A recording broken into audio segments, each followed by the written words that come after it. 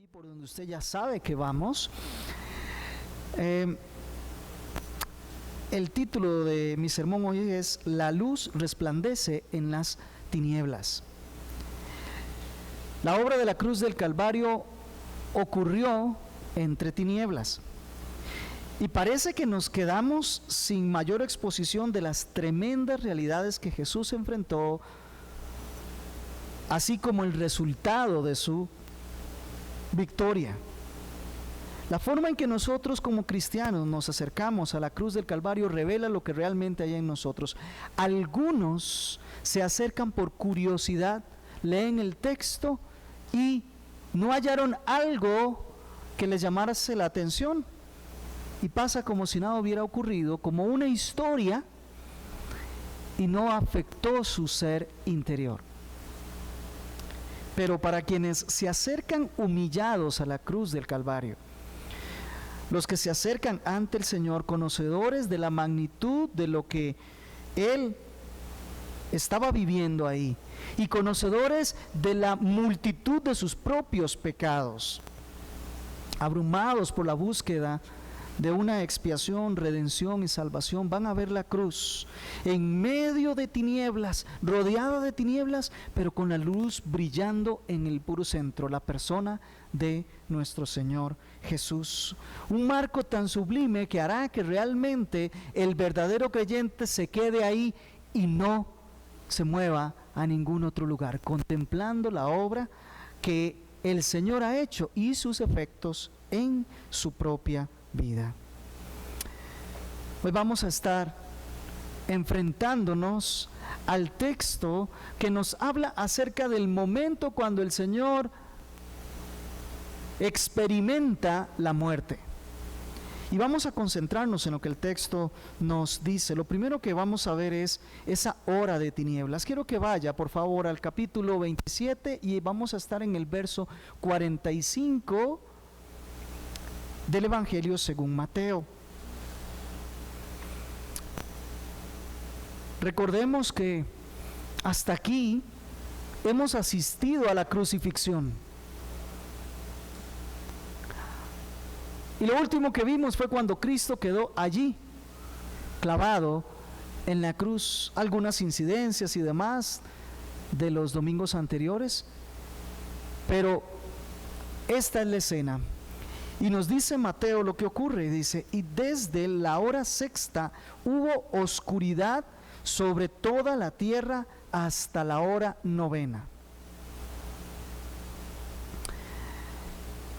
Es decir, esta es la hora de las tinieblas. Era lo apropiado para lo que estaba ocurriendo en ese momento. La crucifixión y muerte de nuestro Señor Jesús. Recordemos que el mismo Mateo nos describe que cuando Jesús nació hubo una señal en el cielo que correspondía a la luz brillante de una estrella que señalaba el nacimiento de Cristo Jesús. Pero aquí es interesante que al momento de su muerte, la señal también en los cielos no es de luz, sino que es de oscuridad. O como lo dice Marcos y lo dice Juan, tinieblas cubrieron la tierra. Precisamente, ¿qué era lo que estaba ocurriendo en la cruz del Calvario? Lo que estaba teniendo lugar era que la luz de los hombres, que es Cristo Jesús, estaba siendo entregado a la muerte por los pecadores. Así que era lo apropiado por la dignidad de Cristo Jesús que ese momento estuviese rodeado de oscuridad, estuviese rodeado de tinieblas. Es muy probable que esta señal sorprendiera a quienes estaban ahí cercanos. ¿Recuerdan quiénes estaban? Los más cercanos, los soldados. Sabemos que también el apóstol Juan estuvo ahí. Las Marías, eso nos narra el Evangelio según Juan, pero además estuvieron algunos de los líderes religiosos, estuvo la gente que iba pasando, y todos los que estaban ahí alrededor muy probablemente se sorprendieron del hecho de que hubiese tinieblas. Y el Evangelio nos dice en qué momento del día ocurrieron estas tinieblas. Fíjese, dice ahí, desde la hora sexta hasta la hora novena. Recordemos que los judíos contabilizan contabilizan las horas a partir de las 6 de la mañana, de tal manera que la hora sexta son las 12, mediodía, y la hora novena las 3 de la tarde. De tal forma que durante todo ese tiempo, que es cuando más brilla el sol en el día, hubo tinieblas. Es muy probable que los que estaban alrededor durante esas 3 horas se cuestionaran, se preguntaran qué era lo que estaba ocurriendo, máxime que ellos logran relacionar el hecho de que las tinieblas corresponden al momento en que Cristo fue crucificado. Y justamente terminan al momento en que Cristo muere. Los escritores bíblicos no nos narran, no nos describen qué ocurrió, qué decía la gente, qué pensaban durante ese espacio de 3 horas de total oscuridad, de tinieblas que rodearon toda la tierra. Creo que es tan sublime lo que estaba ocurriendo en ese lugar, que el mejor discurso era precisamente el silencio. A veces se dice más cuando se hace silencio que cuando se habla. Y particularmente el Señor ya había revelado siglo tras siglo su obra de redención a la humanidad. Ya los profetas habían hablado de esta oportunidad. El mismo Hijo de Dios ya había hablado de esta circunstancia en particular y ahora está ocurriendo. De tal manera que ya no hay más discurso. O dicho de otra manera, el discurso de Dios fue permanecer en completo silencio por la majestad y dignidad de lo que está ocurriendo en la cruz del Calvario. Es un ejercicio que pocas veces nosotros realizamos. Es una de las disciplinas espirituales que nosotros hemos dejado de lado, el meditar en lo que está ocurriendo. En la obra de Cristo Jesús en completo silencio, leer lo que nos dice el texto y echar a andar nuestra mente guiada por lo que dice el texto. Eso es meditar. No estamos hablando de otros tipos de meditaciones, sino estamos hablando de fijar nuestra mente e involucrar nuestro ser interior, nuestros sentimientos, al ver a Cristo Jesús en la cruz del Calvario rodeado de tinieblas. Con todo el conocimiento que ya hemos tenido a través de los profetas, con toda la vida de Cristo que hemos visto y todo su mensaje, es momento de que ahora haya reflexión. El discurso ya deja de ser hablado para ser un discurso gráfico. El Señor en la cruz y las tinieblas rodeando la tierra.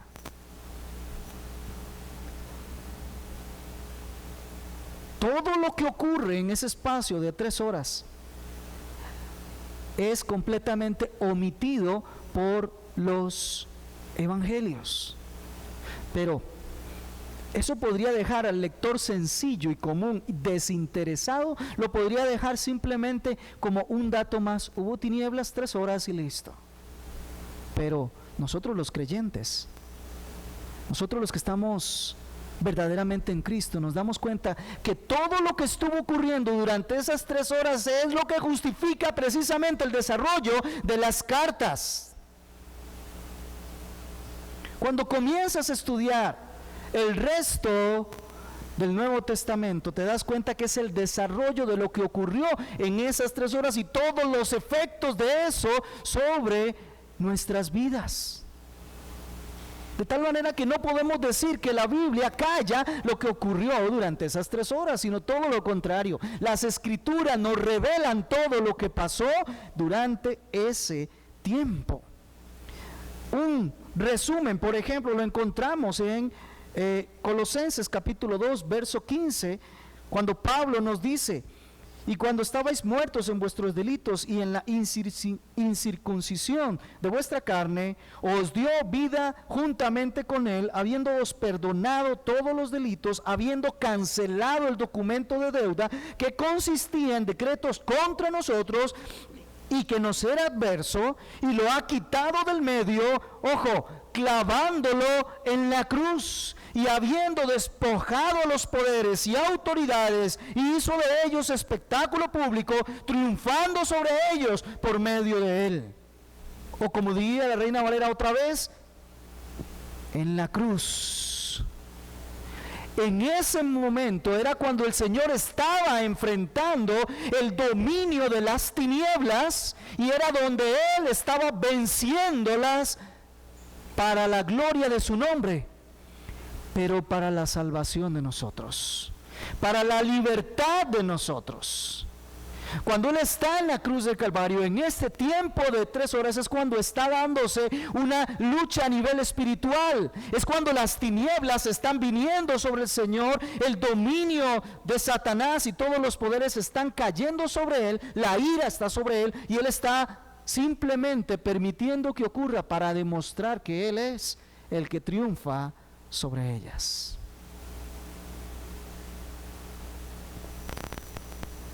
El mismo apóstol Pablo, predicando a los corintios, en 1 Corintios capítulo 1, versos 22 al 24, nos dice: porque en verdad los judíos piden señales y los griegos buscan sabiduría, pero nosotros predicamos a Cristo crucificado. Fíjese el centro de la predicación de Pablo, y nunca se salió de allí en ninguna de las cartas. Dice: nosotros predicamos a Cristo y a Él crucificado.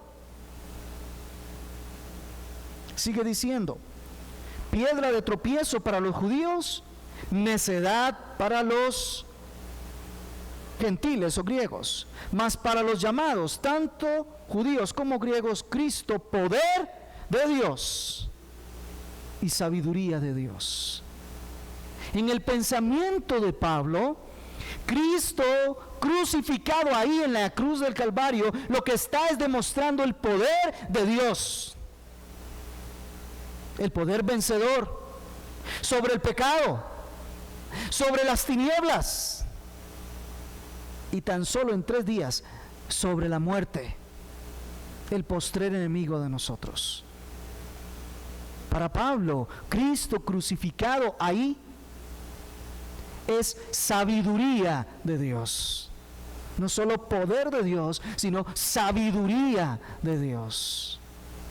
No hemos logrado llegar a comprender siquiera un poco lo que significó la obra de Cristo Jesús ahí en la cruz del Calvario.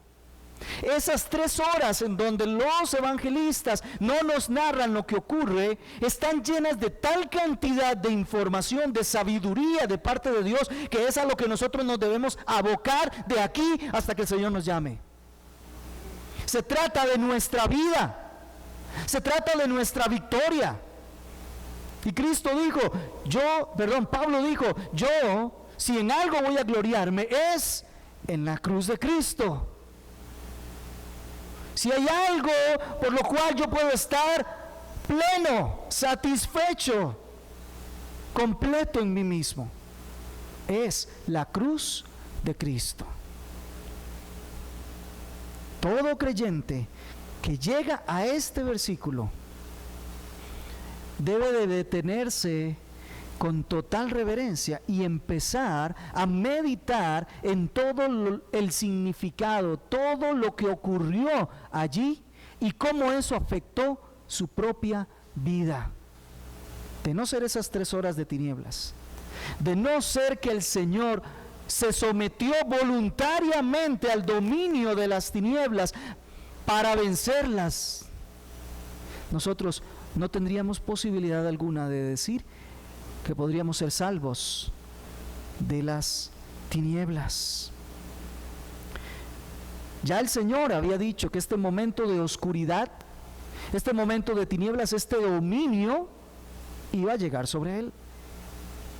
Así lo profetizó en Getsemaní apenas unas horas antes en la noche, y Lucas lo describe así: cuando estaba con vosotros cada día en el templo, dice Jesús, no me echasteis mano, pero esta hora y el poder de las tinieblas son vuestros. Fue una voluntad de Cristo, no fue que las tinieblas tomaron autoridad sobre Cristo, fue que el Señor permitió ser rodeado de las tinieblas, que se descargara sobre él toda la ira del príncipe de la potestad del aire, para vencerlo justamente en su propio terreno. Gloria sea al Señor, ¿no le parece?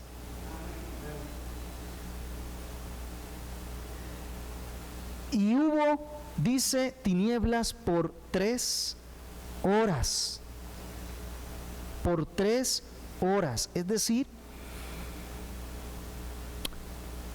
si bien Marcos y Mateo omiten cuál fue el motivo físico para el cual las tinieblas tuvieran lugar justo al mediodía, es lo cierto que Lucas nos informa que se produjo por un eclipse de sol. Literalmente nos dice en el capítulo 23, versos 44 y la primera parte del 45, que descendieron tinieblas porque hubo un eclipse de sol, porque el sol se eclipsó. Es una obra extraordinaria. Es algo milagroso, nadie lo podía hacer. Eso tenía que ocurrir en el momento específico en que Cristo Jesús iba a despojar a los principados y a las potestades de todo su poder y su autoridad. Por eso tenía que ocurrir de esa manera. Algunos se atreven a decir que era imposible que ocurriera simplemente porque estaban en época de luna llena, y en época de luna llena es imposible físicamente que haya eclipse. Lo cierto del caso es que vamos a dejar la alta crítica por ahí y vamos a concentrarnos en lo que dice el texto.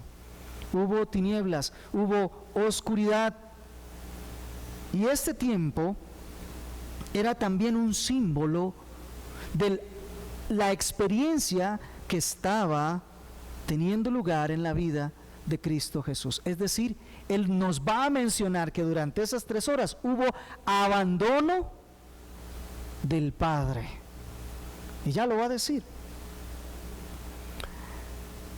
Es decir, Jesús sufría de parte de su Padre el abandono al ser hecho pecado por nosotros.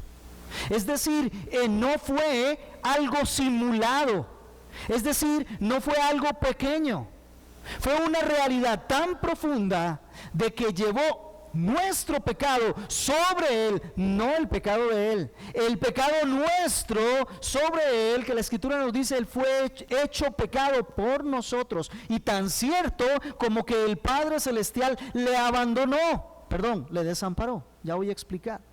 El Padre le desampara en esa experiencia. Es interesante, ¿no le parece?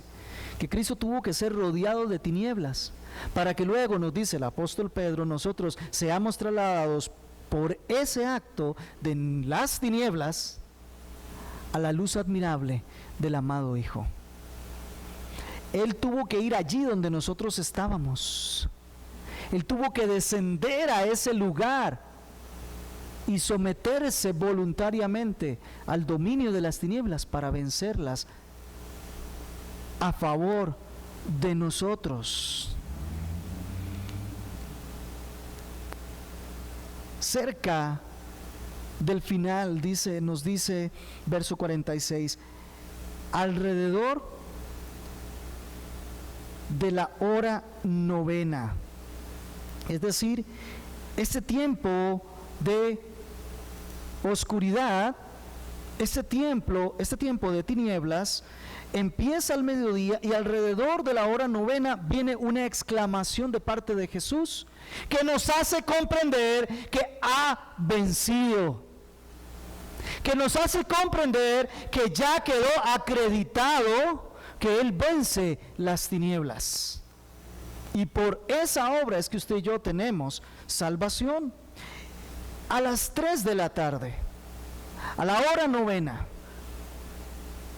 era la hora cuando se tenía que entregar la ofrenda del sacrificio en el templo, que era un olor agradable delante del Padre, la ofrenda de expiación por el pecado.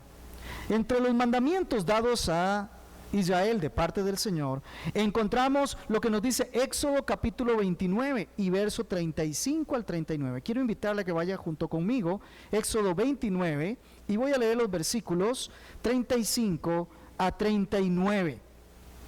Por favor, usted me sigue con su vista. Leo para usted la palabra del Señor que dice: Así harás pues a Aarón y a sus hijos conforme a todo lo que te he mandado. Por 7 días los consagrarás, y cada día ofrecerás en expiación un novillo como ofrenda por el pecado, y purificarás el altar cuando hagas expiación sobre él, y lo ungirás para santificarlo. Durante 7 días harás expiación por el altar y lo santificarás. Entonces el altar será santísimo y todo lo que toque el altar será santificado. Esto es lo que ofrecerás sobre el altar: 2 corderos de 1 año cada día continuamente. Verso 39. Ofrecerás uno de los corderos por la mañana y el otro cordero lo ofrecerás al atardecer. Verso 41. Y ofrecerás el otro cordero al atardecer, y con él las ofrendas, y con él ofrecerás la misma ofrenda de cereal y la misma libación que por la mañana, como aroma agradable, una ofrenda encendida al Señor. Al tiempo de la tarde se tenía que ofrecer el sacrificio. Y si bien dice el atardecer, lo cual nos puede llevar a pensar que es más acercándose a la hora 10ª, recordemos la cantidad de sacrificios que durante el tiempo de la Pascua debían estarse realizando en el templo. Se dice que alrededor de 250,000 de animales eran sacrificados. Había que comenzar desde buena hora, 2, 3 de la tarde con los sacrificios. Y no es casualidad que sea esa la hora final de la oscuridad. El holocausto se ofrecía como un olor fragante, como un olor grato al Señor. Por ahí anotas Números capítulo 28, versos 4 y 8, nos habla la misma realidad. Ahora, nos dice que se hará expiación por el pecado, y la pregunta de fondo es: ¿qué es expiación? El Antiguo Testamento nos refiere que la expiación es el pago para rescate, es decir, una ofrenda que se entrega a Dios en sustitución del pecado que ya se le ha entregado o que se le ha dado. Es decir, se está sustituyendo al hombre pecador en ese sacrificio delante de Dios. Y la pregunta es: ¿y cómo sabemos que Jesús estaba cumpliendo esto? Bueno, Él nos había dicho en Mateo 20:28: así como el hombre no vino para ser servido, sino para servir y para dar su vida, ¿qué nos dice? En rescate por muchos. Él estaba haciendo el cordero, el sacrificio expiatorio. Así ya él lo había mencionado, en sentido más doctrinal, ya no solamente en un sentido devocional, en un sentido más doctrinal. La expiación se refiere a la muerte del Señor Jesús en sustitución nuestra para el perdón de los pecados. ¿Sí? Otra vez, se refiere a la muerte de nuestro Señor Jesús en sustitución nuestra para el perdón de los pecados. Este rescate consistió en una sustitución literal. Es decir, entendamos, ustedes y yo, debido a la muchedumbre y a la intensidad de nuestros pecados, somos los que deberíamos estar siendo llevados a la muerte, pues la paga del pecado es muerte. Pero cuán gloriosa sabiduría y obra magnífica de parte de nuestro Dios, que hace una sustitución para que ni usted ni yo, sino Cristo Jesús, fuese ofrecido por el pago de nuestros pecados.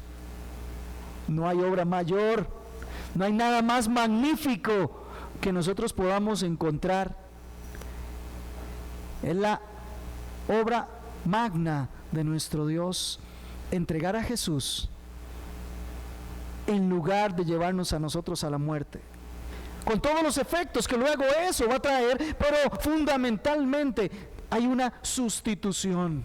Entonces, ¿qué resulta? Que si Cristo me sustituye en la muerte, yo lo sustituyo a Él en la vida.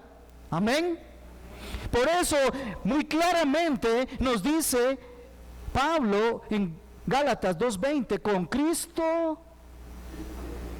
estoy yo conjuntamente crucificado, y ya no vivo yo, sino que es Cristo quien vive en mí. Y la vida que ahora vivo en esta carne, la vivo en la fe en el Hijo de Dios, que se entregó a sí mismo por mí. Ya no vivo por mí, no vivo para mí, vivo para Él, porque hubo una sustitución. Es el efecto práctico, y todo aquel que dice que ya está en Cristo, lo mostrará viviendo la vida de Cristo. ¿Por qué? Porque ya Él fue sustituido. Es profundo, pero sencillo a la vez. Cristo fue hecho pecado por nosotros, 2 Corintios 5:21, al que no conoció pecado, le hizo pecado por nosotros, para que nosotros fuésemos hechos justicia de Dios en Él.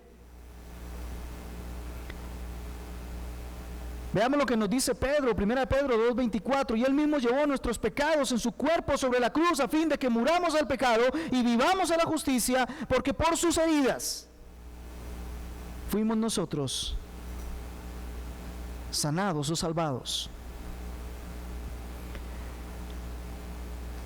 Ahora bien, la obra de Cristo Jesús en el Calvario, ya sabemos, es mucho más profunda, es mucho más amplia, y pasaremos de aquí a la eternidad comprendiendo todo lo que eso significa. No podemos pretender que en un sermón de unos cuantos minutos podamos comprender todo lo que significa esa obra, y sobre todo lo que trae como efecto práctico en la experiencia de todos y cada uno de los que estamos en Él.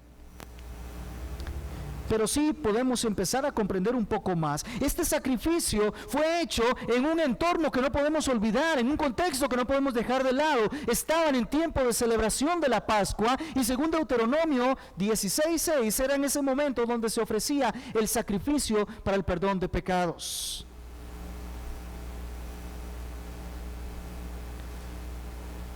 Eso lo encontramos en Éxodo 12:3. Se debió ofrecer un cordero de 1 año sin defecto. Hermosa referencia, hermosa escuela, hermoso curso de capacitación para que los judíos comprendieran lo que Cristo Jesús vendría a hacer después. Es lo que anunció Juan el Bautista. He aquí el Cordero de Dios que quita el pecado del mundo. Juan nos habla de esto.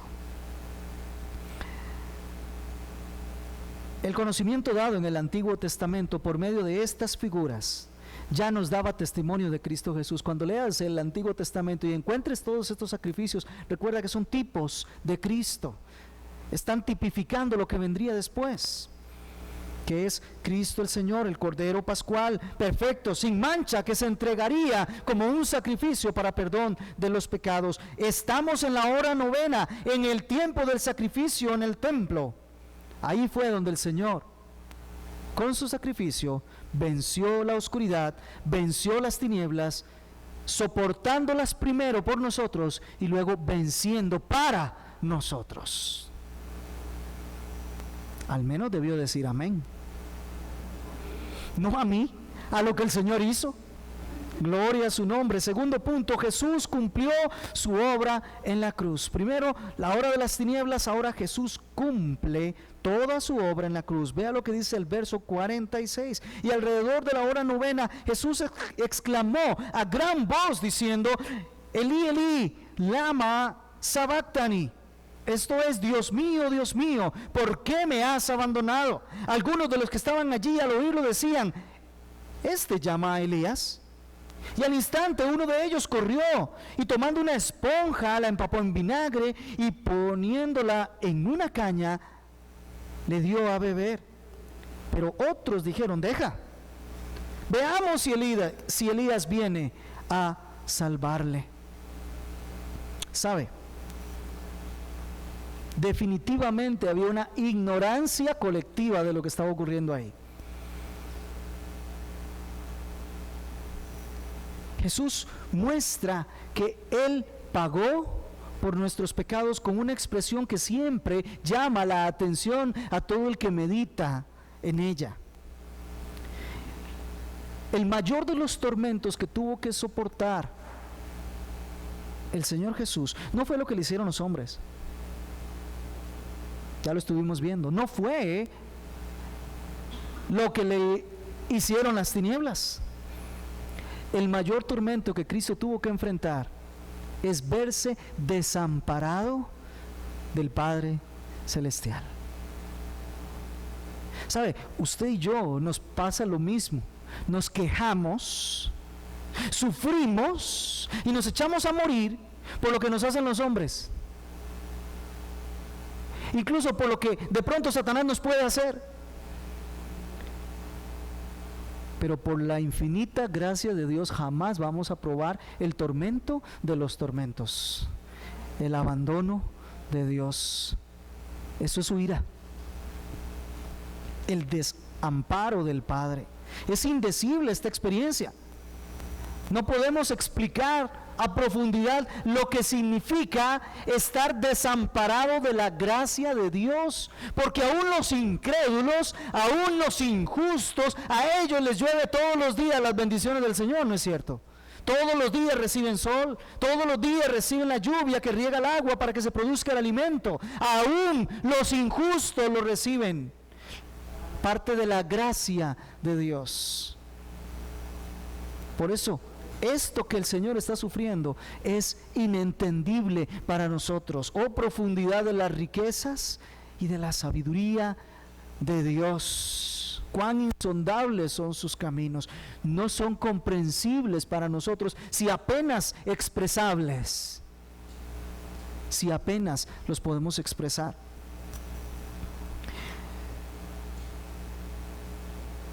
Si es algo indecible para cualquier ser humano experimentar el abandono de Dios, ¿cuánto más puede serlo para el Hijo Santo de Dios? Esto era lo que hacía que él en Getsemaní estuviese sudando literalmente sangre. El tener que enfrentarse al desamparo del Padre. Qué ironía del hombre orgulloso, del hombre altivo, que pretende vivir sin la gracia y el favor de Dios, que pretende decir: Dios no existe, Dios ha muerto. Qué necedad más grande. Literalmente, ser desamparado por Dios es lo que nosotros podríamos comprender como el verdadero infierno. Ahí donde no hay bondad, ahí donde no hay gracia, ahí donde no hay misericordia.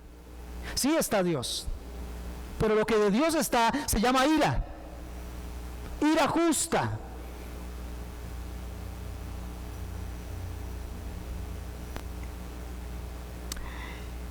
El texto griego original nos da un detalle que quizás es pasado muy por alto por ser de pronto tan minúsculo pero tan significativo. Hay una preposición ahí puesta antes de la palabra diciendo, antes de la frase exclamó diciendo. Y nos hace comprender que hay un gesto que hace Cristo antes de expresar lo que ya nosotros leímos. Y ese gesto es probablemente una ligera inclinación de su cabeza hacia arriba. Imagínenlo. Él inclina su cabeza hacia arriba y va a hablar directamente con Dios Padre. Es significativo el hecho de que hay una comunión y una comunicación tan plena entre Dios Padre y Dios Hijo, que cada vez que ellos hablan, nosotros tenemos que estar sumamente atentos. Una comunicación intertrinitaria hace que nosotros nos quedemos completamente pasmados, pasivos, atentos a lo que entre ellos van a decir. Él ligeramente inclina su cabeza y exclama.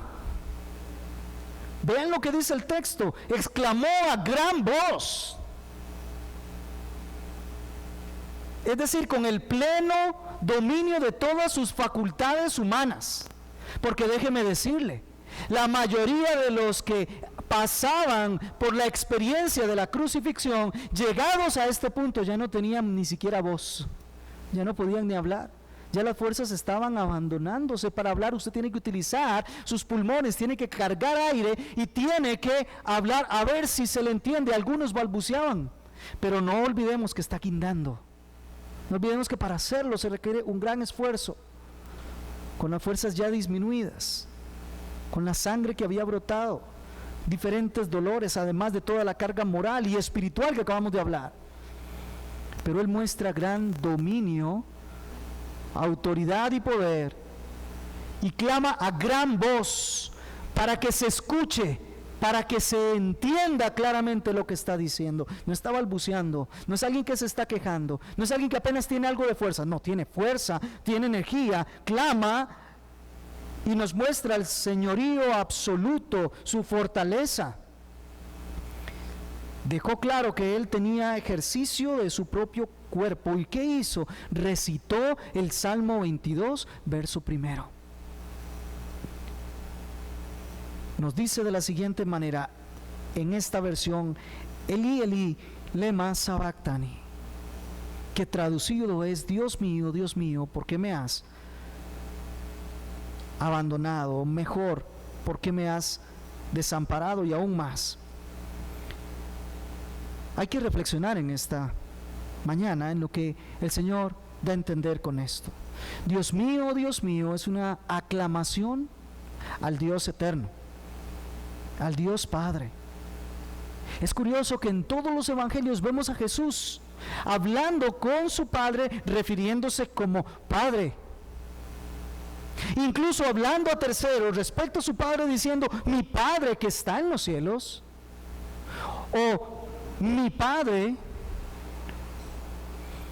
Pero aquí es la única referencia donde escuchamos a Jesús hablar con el Padre directamente, llamándole Dios, no llamándole Padre. Ya le va a llamar Padre en unos momentos, pero aquí le dice Dios. Llama la atención como una reverencia al Padre Celestial, al que había sido ofendido por nuestros pecados, a aquel a quien era dirigido el olor grato. Con toda reverencia habla a Dios. Y aunque podríamos decir que decirle Dios es una referencia distante o más distante que decirle Padre, Padre es algo más cercano. Usted le llama Padre a alguien que tiene muy cercano. Pero no olvidemos que Él sigue entendiendo que son los dos uno solo, pues le llama Dios mío. Con toda reverencia, pero seguimos siendo uno. Es reverencia, es gloria, lo que le está dando al Dios eterno, sabiendo que mutuamente son unos, son uno. para indicar toda su confianza plena en lo que el Dios Padre estaba haciendo, en que Él estaba cumpliendo la voluntad que se le había dado, y con toda reverencia se dirige a Él, pero siendo uno con Él, perteneciéndose mutuamente.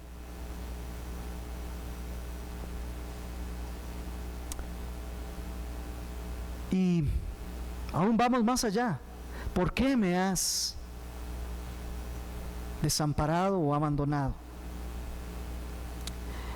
Debe entenderse esto como una expresión, a ver si nos entendemos, como una expresión gloriosa, victoriosa, y no como tradicionalmente nos pintan, una queja de un sufriente que está por morirse y que no entiende qué es lo que le está pasando. No, ese no es Cristo el Señor. Él tiene pleno dominio, control absoluto. Él mismo dice: pongo mi vida y la vuelvo a tomar cuando Él quiere. Él no es un moribundo. Él no es un hombre que está desesperado y que no entiende qué es lo que está pasando, y que entonces se siente que todo el mundo lo ha dejado aparte y ahí exhala su último reclamo.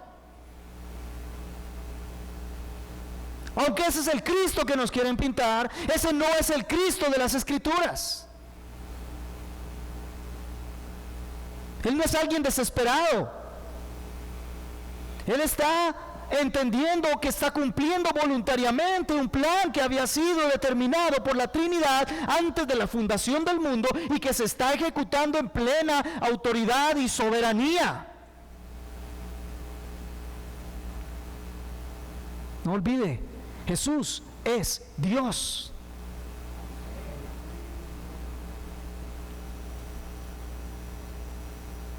Así que no es una exclamación doliente y desesperada. Es una exclamación jubilosa, porque recién está siendo vencido el dominio de Satanás, de las tinieblas. Recién se está pagando el pecado de la humanidad. Recién se está llevando a cabo la redención, ese paso que había que dar, por el cual Él derramó aún gotas de sangre, está siendo cumplido, está siendo ya ejecutado.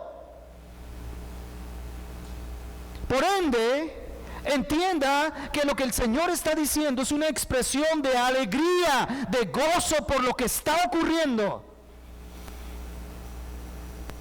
Así que, muy al contrario de la traducción que tenemos ahí, el original no pregunta por qué, como si ignorase la causa por qué llegó ahí, como si muchas veces hacemos nosotros.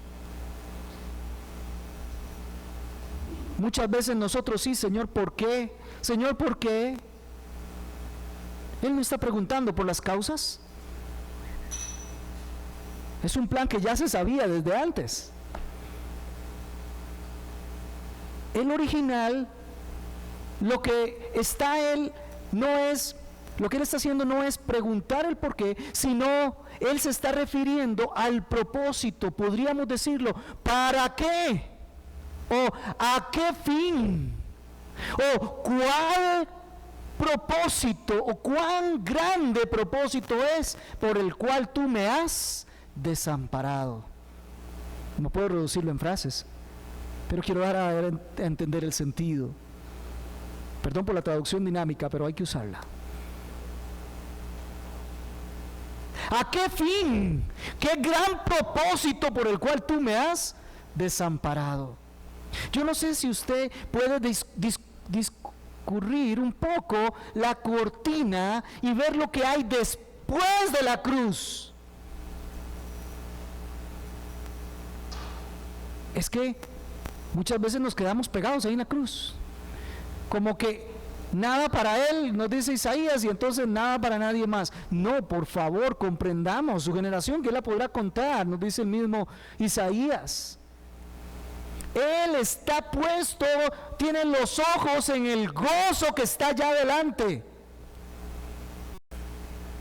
Y cuando se está enfrentando al desamparo del Padre, Él está entendiendo que lo que está es cumpliendo un propósito fundamental mostrar la salvación de Jehová, cumplir las promesas y llevarnos a nosotros a la gloria eterna. Es lo que hay en la mente y en el corazón de Cristo. Y entonces Él dice: ¿a qué propósito me has desamparado? Qué grande tu plan, Señor, por el cual tú me desamparas. Es una conversación entre Dios Hijo y Dios Padre. Y así como cuando vemos que se hizo todas las cosas en Génesis capítulo 1 y leemos en el verso 31 que vio Dios todas las cosas y aquí eran buenas en gran manera. Dicho de otra forma, he aquí vio todo lo que Él había hecho y cumplía perfectamente sus propios propósitos. Entonces Él se siente complacido. Aquí está ocurriendo lo mismo. Se está cumpliendo plenamente el propósito de traer la salvación a la humanidad, de liberarla del dominio del pecado, del dominio de Satanás. Y entonces se requería el abandono del Padre para que pudiese ocurrir tal circunstancia en la persona de Cristo Jesús, sustituyéndonos a nosotros. Y entonces Jesús eleva al Padre Celestial una reverencia diciéndole: Dios mío, ¿a qué propósito me has desamparado? Es que por el gozo puesto delante de Él, menospreció el oprobio. O dicho, apreció más lo que había puesto delante de Él que el oprobio que había recibido. Es glorioso y es algo que ustedes y yo tenemos que aprender. Y tenemos que aprenderlo cada día más. Muchas veces nos sentimos gozosos, alegres y felices porque estamos en Cristo. Gloria a Dios por eso. Pero déjeme decirle algo. No es ni comparable al gozo que el Dios eterno siente por habernos salvado. Le voy a mostrar un poquito. La Biblia nos dice que cada vez que un pecador se arrepiente, en los cielos hay fiesta. Ahora entiende lo que hay en la mente de Cristo. La salvación es tan grande. La salvación es la obra tan magnífica. Es lo mejor que Dios ha hecho, al punto de que Él se siente tan complacido por eso, tan gozoso por eso. ¿Cuánto más deberíamos sentir nosotros el gozo de estar en el Señor? Deberíamos andar con una sonrisa de oreja a oreja todos los días. ¿No le parece? Así estemos sufriendo, así están cayendo las tinieblas o los seres humanos encima, jamás probaremos la ira de Dios. No nos desamparará, siempre estará con nosotros. Porque ese tema de desamparar por el pecado ya ocurrió aquí, en aquel que fue nuestro sustituto. Y, por supuesto, ya lo he mencionado varias oportunidades, lo que está ocurriendo a nivel de la obra de Cristo no implica un abandono del Padre, implica un desamparo del Padre.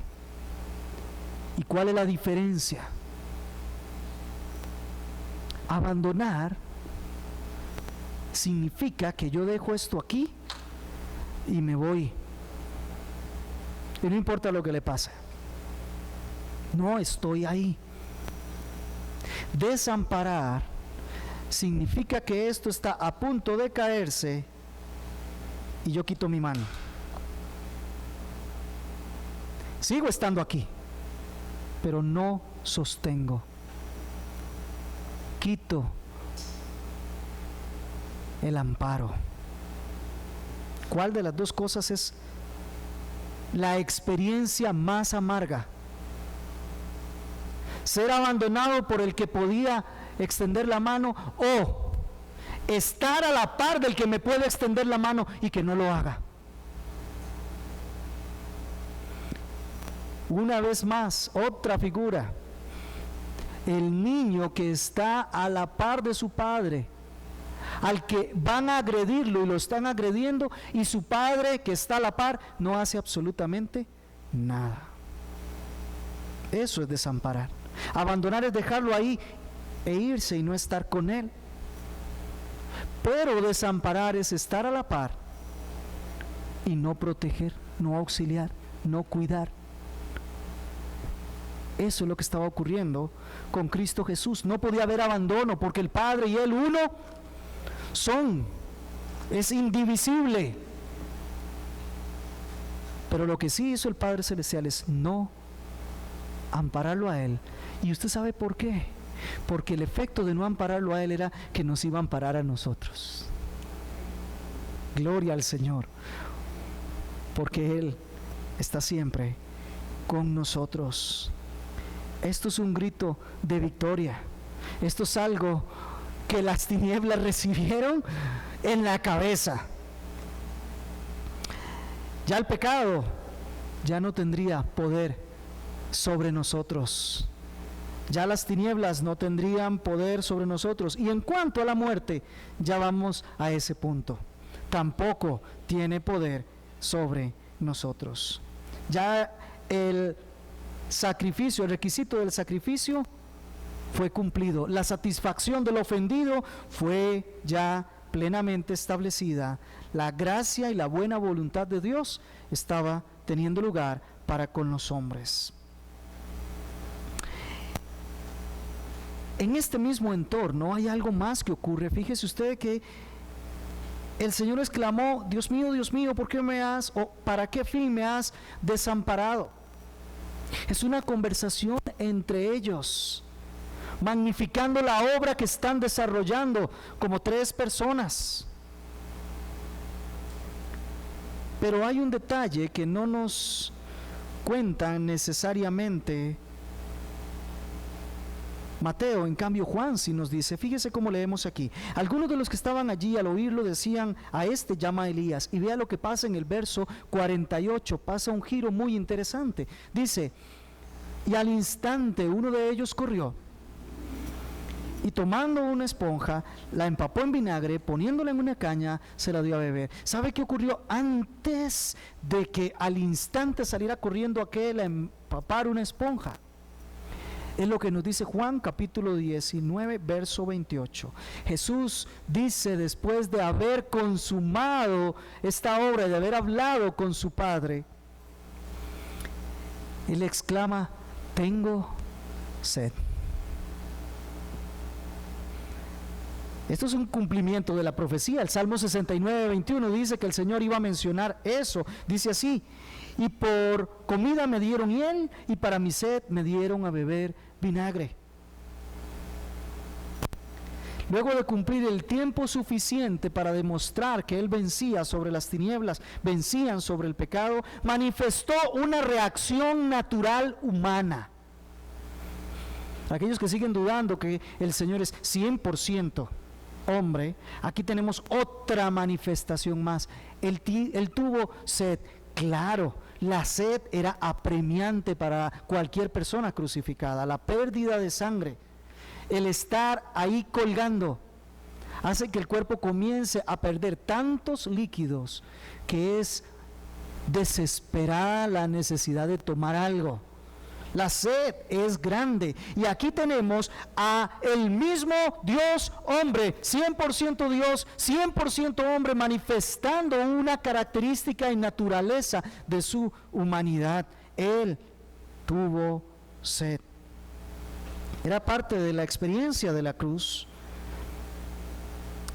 Y veamos qué interesante, el Señor tuvo sed en el momento de mayor necesidad, con la intención de que luego de esa obra, ustedes y yo tengamos sed de Él todos los días, y cuanto más en los momentos de mayor necesidad. Antes leímos: mi alma tiene sed, sed del Dios vivo, y como el ciervo brama por las aguas, así está sedienta mi alma por ti, Señor. Aprendamos en esos tiempos de mayor necesidad y de grandes aflicciones. Recuerde que su alma está manifestando una sed que solo Cristo Solo Cristo puede satisfacer.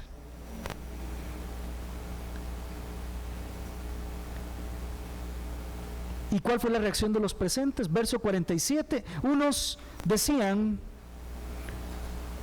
al oírlo, llama a Elías.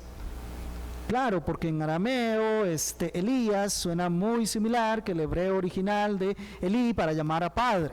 Entonces hay un problema ahí de fonética que hace que ellos crean que está llamando a Elías. No nos dice quiénes son estos algunos que creían que estaba llamando a Elías. Pero al decirlo, llama la atención de que hay alguna conciencia de la necesidad de que el pueblo esté escuchando la voz de los profetas. Pero todavía lo vemos magnificado en el verso 49. Aquel hombre, después de que Jesús tuvo sed, se acerca a darle de beber, y los que estaban alrededor le dicen: deja, veamos si Elías viene a salvarle. Ni aún en el momento de mayor aflicción se detiene la maldad humana. Aquí viene la burla de los hombres, para evidenciar la maldad de su corazón. Reta a Elías a ver si viene a salvarlo. Deja a ver si viene Elías a salvarlo. Claro, todos sabemos que previo a la venida del Señor ha sido profetizado que Elías vendría primero. Juan el Bautista dice: yo no soy Elías, pero vengo en el espíritu de Elías. Ellos creían que Jesús estaba llamando a Elías como para darle paso a él como rey, y con esa forma salvaba todo el cuadro de lo que Jesús estaba viviendo. Otra vez la ignorancia unida al poco conocimiento y estudio de las Escrituras, lo que se transforma es en una burla para Jesucristo. Incluso estos hombres trataron de persuadir al que iba a darle vinagre para que no lo hiciera, para que no lo auxiliara. Estos son burladores por encima incluso de la necesidad humana. Y el tercer punto de la narración es la muerte de Cristo Jesús, verso 50. Entonces Jesús, clamando otra vez a gran voz, exhaló el Espíritu. Jesús consumó el pago por nuestra redención. Juan 19:30 nos dice que eso que exclamó a gran voz fue: consumado es. Tetelestai. Consumado. Se pagó. El pago por nuestros pecados ya fue completo.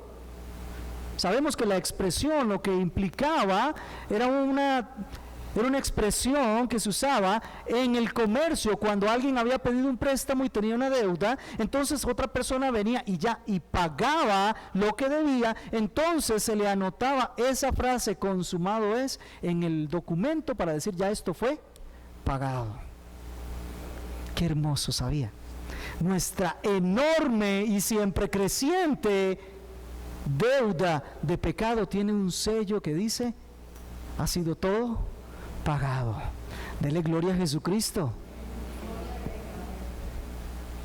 Con la victoria sobre las tinieblas, sobre el pecado, ahora Jesús brilla para nosotros como el que pagó por nuestra salvación. Nuestra deuda de pecado fue debidamente pagada delante del Dios Padre por esta obra de Cristo Jesús. Aquí ya se consumó el cierre completo de la cuenta que teníamos. Ahora nosotros tenemos que vivir bajo la conciencia de que todos nuestros pecados ya fueron pagados. Los que ya nosotros cometimos, los que vamos a cometer y los que cometeremos, ya todos fueron pagados. Por eso, si eres creyente, una de las cosas que tienes que tener clara conciencia es que ya no puedes ser afectado, no debes ser afectado por la culpa del pecado. Satanás se aprovecha de eso.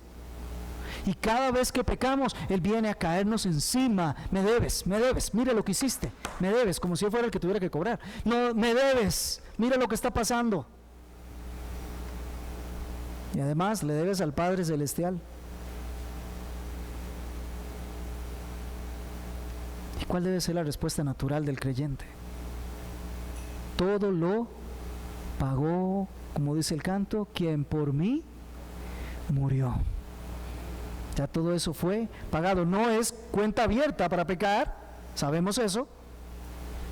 Es la realidad de disfrutar el estar en Cristo, el vivir su vida, que sabemos que no lo podemos hacer en toda plenitud, por eso vamos a caer en el pecado. Mientras estemos en esta carne, tenemos la misma ley que había en Pablo, inclinados al pecado, pero luchando todos los días. Y si 7 veces cae el justo, 7 veces le levanta el Señor. Y si confesamos nuestros pecados, Él es fiel y justo para perdonarnos y limpiarnos de toda maldad. Porque ya fue pagado. Compréndalo. La libertad que el Señor nos da es que ya nosotros no estamos sujetos, ya no estamos sometidos al pecado. Él no es nuestro amo. Ya decimos que no y tenemos el poder del Señor para mantenernos diciendo que no siempre. Quizás trastabillamos, en algún momento caemos, pero ¿cómo se comporta el creyente cuando ha caído en pecado? Se comporta con arrepentimiento y viniendo otra vez a la comunión con el Señor, siguiendo adelante, viviendo con una mortificación de su pecado todos y cada uno de los días. La victoria fue total, fue completa. No vemos que Jesús dijera, fue medio pagado, o solo se pagó una parte. Fue completo el pago. Fue su obra completa la que nos salvó. No tenemos que agregarle absolutamente nada. Tenemos nada más que entrar en esa relación de pacto con Él para que todos nuestros pecados, ya habiendo sido pagados, estén completamente en el olvido y podamos vivir la vida que a Él le agrada. Por esa sustitución Él pagó y yo vivo su vida. Esa es la victoria. Entonces, clamando otra vez a gran voz, exhaló. Lucas nos dice un poquito más, capítulo 23 y verso 46, nos dice que hubo una última frase del Señor. Jesús fue escuchado a causa de su clamor reverente, conforme a la obediencia irrestricta a la voluntad del Señor. Fue recibido como olor grato. Y una vez que ha sido pagado todo, ahora hay una relación del hombre con Dios perfecto. Ya hemos sido reconciliados. Y muestra de que eso es así es lo último que Cristo dijo en la cruz del Calvario. Ya su relación establecida sobre la base de una obediencia que consumó el plan eterno, Él dice, Padre, en tus manos encomiendo mi espíritu. Ya no es Dios mío. Observa. Padre, ese vínculo de unidad que por un momento se vio modificado con intención de que nosotros fuéramos salvos, ha vuelto a estar restablecido. Y sí hubo modificación en Dios, específicamente en la persona de Cristo. Sí hubo modificación a nivel espiritual por lo que ha ocurrido aquí. En tus manos encomiendo mi espíritu.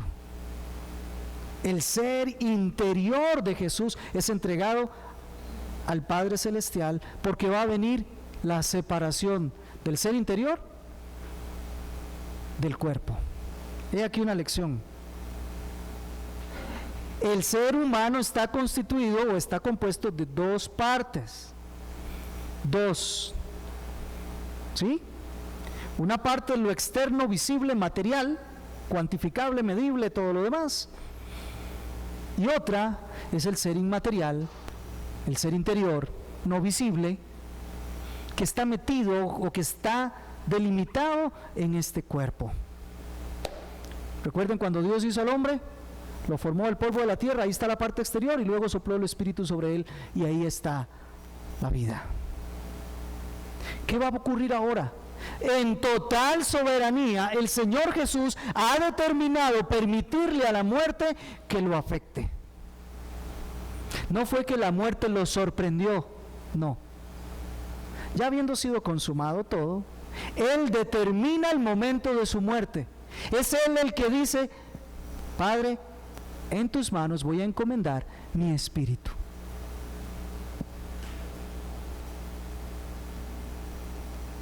Él con plena autoridad lo hace. Era el tiempo para que así ocurriera. Y nos dice al final del verso 50, exhaló el Espíritu. La soberanía de Cristo es incuestionable, es eterna, es sublime, es hermosa. Juan nos dice en el capítulo 19, verso 30, que Jesucristo primero inclinó su cabeza y luego dejó ir su espíritu. Eso no ocurre a no ser que usted sea Jesucristo. A todos los demás la muerte los sorprendía, ellos no decidían en qué momento morían. Y a todos los demás primero salía el espíritu y luego inclinaban la cabeza. Primero morían y luego inclinaban la cabeza. Cristo, para demostrar su plena autoridad, primero inclinó su cabeza y ahora sí exhaló su espíritu.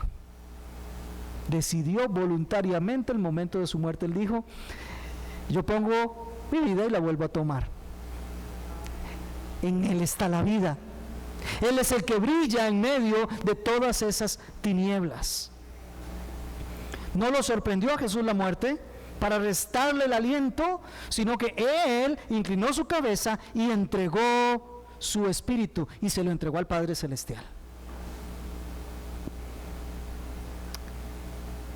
¿Qué aplicaciones encontramos? Número 1, cuando pases por los tiempos de valles de sombras, de tinieblas, ten claro que el Padre Celestial está contigo. Él no te desampara. Pon tu mirada en Cristo. Cuando usted siente que todo le abruma, vuelva a ver la cruz. Mire cómo todo está oscuro alrededor, pero Él brilla, brilla y brilla para nosotros. Mira todo lo que estuvo a su alrededor y todo lo que Él soportó, que tú no vas a soportar. Yo sé que vas a pasar problemas y dificultades como todos los seres humanos, pero jamás nadie ha podido ni siquiera entender o comprender la profundidad de lo que Cristo sufrió por el desamparo del Padre. Y eso no lo vamos a vivir nunca, ni tú ni yo. En tiempos de aflicción, mira a Cristo. Y ahí mismo, fíjate cómo habló Cristo cuando tuvo tiempos de aflicción, citando Salmo 22, 18, Salmo 22, 1, Salmo 69. ¿Qué tenemos que hacer nosotros cuando pasamos por aflicciones? Hacer nuestras las palabras de este libro. No razones fuera del texto, concéntrate en lo que está ocurriendo. Tercera aplicación: el camino para llegar a la gloria pasa por la cruz. Las ofensas, las tinieblas, las iras de los hombres, lo que Satanás hace, todas estas cosas nosotros también las vivimos, pero recordemos que al entregarnos a la voluntad del Señor, Él no nos desampara. Él nos lleva a un mejor propósito, ¿A qué propósito, Señor, me estás llevando más glorioso? Y si usted me pregunta por qué hay aflicciones, por qué pasamos por problemas, por qué por dificultades, el Señor está trabajando contigo. Está formando en ti alguien que no eres tú, es Cristo el Señor. Y eso con todo creyente.